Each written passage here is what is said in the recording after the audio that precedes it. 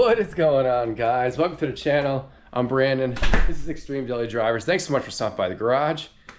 Got an awesome one for you guys today, and it's going to be awesome because it's going to be so easy to do that I'm excited to actually do it. If you guys remember last week's video, went ahead and drained our transmission fluid, changed our filters out. It was like an all-day affair, man. It took like 3 hours to do. I know it's a ridiculous time frame to drain some fluid and install some new stuff, but we are going to continue on with the transmission kind of upgrades.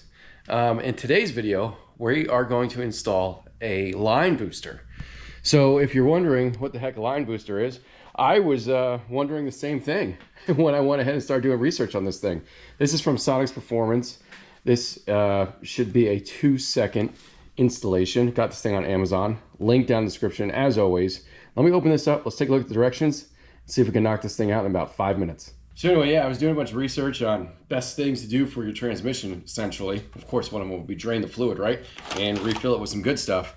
And this was also recommended after I start digging around on old forums on jeepcommander.com and also the Facebook groups.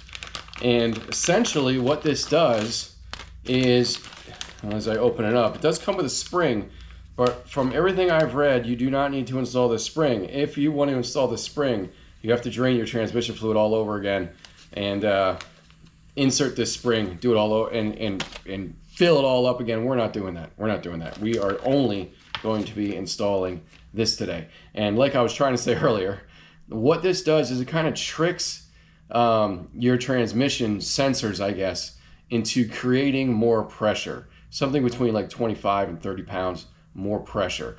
And what that's supposed to do is actually, it's supposed to help your transmission and help it actually last longer, but B, and more importantly, it's supposed to make the driving experience a lot better. Essentially, when you get your car from basically any car from the dealership, it is set up to give you basically the best fuel economy possible, right? And so it's as efficient as possible. And there are a whole bunch of reasons for that. If I wanted efficiency, I would buy a Toyota Prius. I could care less about efficiency. I want to get the most out of our engine and transmission as possible. So this is going to be something that hopefully gives us better shifts and hopefully staying in gear longer for better performance. So if you guys remember, a couple years ago, I installed the Super Chips little flash pack thing. That was an awesome install. It really woke the truck up. And one of my favorite parts about that was it changed the way that the car shifted. This should actually continue on improving that. And I'm going to reiterate what I said a couple years ago when I made that video, that if you have a Jeep Commander, your first thing you should buy is that Super Chips Power Commander, because it completely changed the way the truck drove and made it so much more enjoyable. I'm hoping today's little install does more of the same. So after reading the directions, pretty straightforward. We're going to go underneath the car. Got a little picture here on figure 2 of what we're looking for. Passenger side, we should find something like this. We'll have to get a little screwdriver to back off the little red clip. Disconnect this from the transmission and then reinstall this in its place. All right, we're back under the transmission and we are on the passenger side. And here is the little guy we got to get here. Of course, this thing's not the easiest thing in the world to get to. Shouldn't be too bad.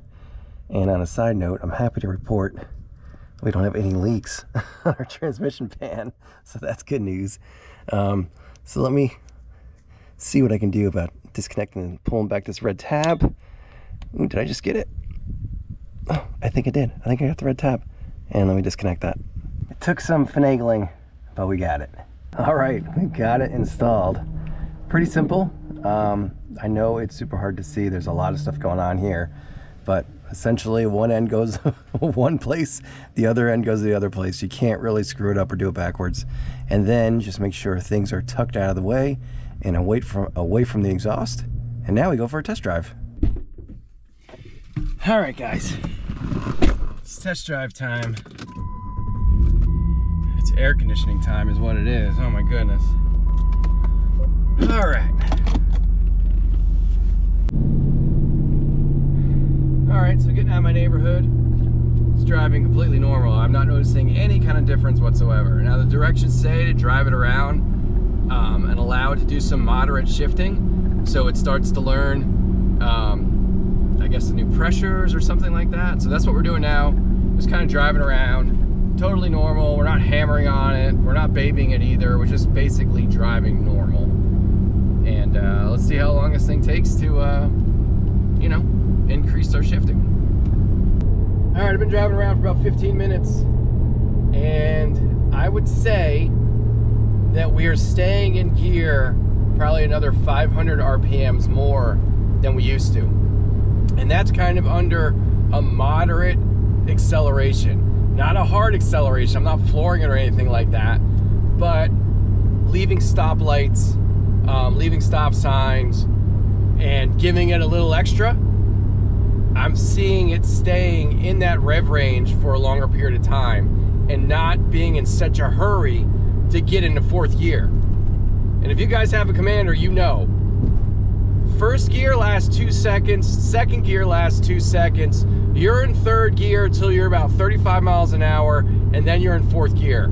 And this thing's trying to get in overdrive, fifth gear on the highway as quickly as it can. And again, it's set up from the dealer that way because it's all about trying to get you as much miles per gallon as possible, keeping emissions low, and just, you know, overall efficiency. Like I said, if I wanted efficiency, I'd buy a Toyota Prius. I'm driving around a $5,000 or 5,000 pound brick with a V8. I want this thing to move when I ask it to move. So far, this Sonnax line pressure regulator thing has been worth the $80. I don't know if I mentioned it earlier. It's an $80 little piece that you install. So I'm gonna keep monitoring this. I'll keep driving it around for a couple days. If anything changes, I'll put it in the comments of this video. But for now, I'm gonna give it a little gas right here, get up this little hill. Yep, I just moved the pedal a little bit and it downshifted, and that's what we want. We don't want to have to floor it to make it go up a hill.